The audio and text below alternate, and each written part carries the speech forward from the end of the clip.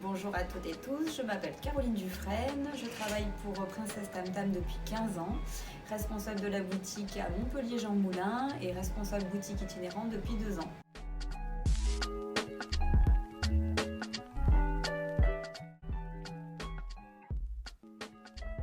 Alors, le jeudi, on reçoit du coup le plan de vente réseau.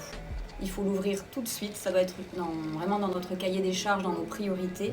On ouvre ce plan de vente réseau. De là, on retrouve les thèmes HBK qui seront à pousser la semaine suivante. Et du coup, on va aller regarder notre stock pour voir si on a le stock qui est suffisant pour pouvoir atteindre les objectifs qu'on va vouloir se fixer. Les taux d'accélération, on les retrouve dans les actus-actions, mais on va pouvoir aussi les retravailler en fonction de nos ventes réalisées la semaine dernière. Si on a un taux d'accélération un peu plus important pour optimiser au mieux les ventes. Au contraire, si on a bien vendu un produit, que le taux d'accélération est trop important pour nous, on va peut-être le revoir un petit peu plus à la baisse. Si je n'ai pas le stock, on va vraiment aller regarder aussi dans le G1 Report si le stock ne va pas arriver. Il faut toujours avoir ce temps de réflexion aussi. Ne pas alarmer tout de suite notre responsable régional. On va vérifier le G1 Report. On peut voir, il y a une des colonnes qui nous permet d'identifier si le stock va arriver. Si effectivement on n'a pas le stock, on regarde le plan de vente, le display.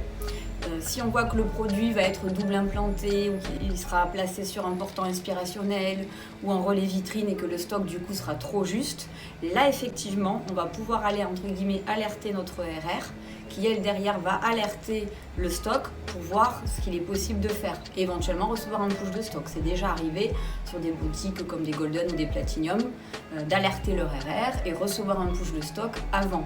Et ça si c'est fait le jeudi, du coup, le stock va arriver avant la mise en valeur de ces produits dans nos vitrines, dans nos displays. Du coup, le vendredi, on va essayer d'anticiper tout ce que l'on peut anticiper pour la semaine suivante. C'est-à-dire, ma casquette organisatrice, c'est je prépare déjà mon plan merch, je regarde s'il est cohérent, où est-ce que je vais placer mes produits, éventuellement déléguer un membre de notre staff à la réalisation du VM.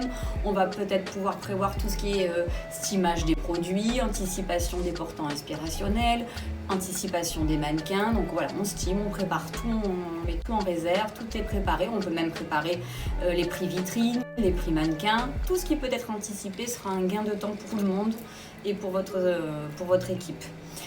Donc ça c'est la partie organisation. Et la partie animation, c'est on va déjà aller sortir les sales pitch des thèmes HBK qui seront à pousser la semaine prochaine. Donc on peut avoir un petit portfolio en caisse avec tous les sales pitch. On va aller regarder le MLA qui va nous intéresser, qui va nous aider, les MLA terrain, les ventes écoutées, les mots-clés qu'on voudrait entendre auprès de nos équipes. Voilà, toutes ces petites choses-là, on va les travailler en amont, les préparer pour pouvoir être sûr que ce sera en maîtrise la semaine suivante.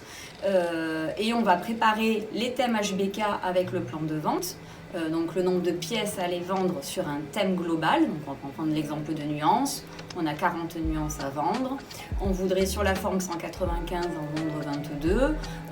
Et ça ferait donc tant de pièces à réaliser par jour, par personne. Toujours amener au plus petit pour emporter l'équipe avec nous et rendre les objectifs les plus smart possibles.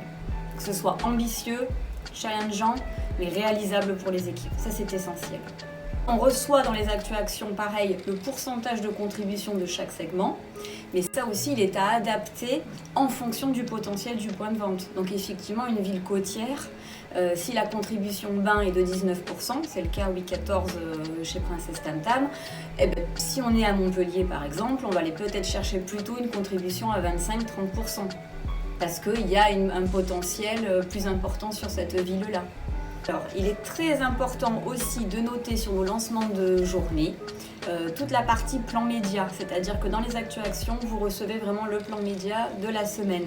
Donc il est important de noter tel jour, campagne Instagram sur tel produit, campagne Facebook, vitrine, enfin voilà, tous les événements communication, merchandising ou un email qui est envoyé aussi aux clients. Tout ça, il faut que ce soit noté sur le lancement de journée, comme ça l'équipe est au courant.